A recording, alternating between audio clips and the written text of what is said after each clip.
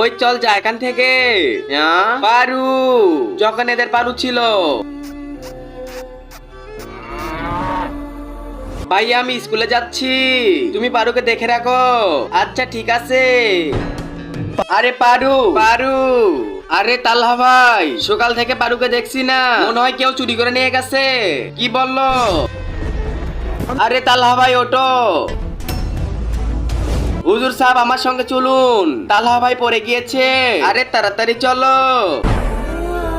আরে তালহা ভাই, আরে ভাই এ তো মারা গিয়েছে, একে এখন দাপন করতে হবে।